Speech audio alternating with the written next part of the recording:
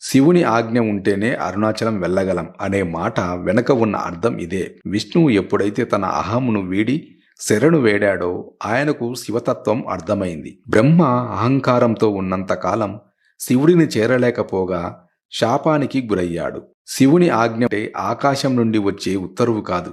అది మన అంతరంగానికి సంబంధించిన ఒక ఆధ్యాత్మిక సంసిద్ధత. కర్మఫలం పండటం, మన జన్మజన్మల పుణ్యఫలం పండి మనల్ని ఆ క్షేత్రం వైపు నడిపించే సమయం రావడమే నిజమైన పిలుపు. మన పాపకర్మల భారం ఎక్కువగా ఉన్నంతకాలం ఏదో ఒక రూపంలో ఆటంకాలు వస్తూనే ఉంటాయి.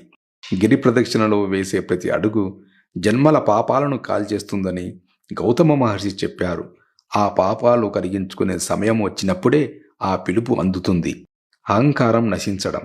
అరుణాచలం వెళ్ళడానికి డబ్బు కాదు, డిగ్రీ కాదు, అధికారం అసలే కాదు. కావాల్సింది ఒక్కటే, నిర్మలమైన భక్తి, శరణాగతి. నేను వెళ్తున్నాను అనే అహంకారం మనలో ఉన్నంత వరకు ఆ ప్రయాణం సాధ్యపడదు. ఆయనే నన్ను పిలుస్తున్నాడు అనే భావనతో అడుగు ముందుకు వేసినప్పుడే ఆ కొండ మనల్ని తనలోకి ఆహ్వానిస్తుంది. శివుని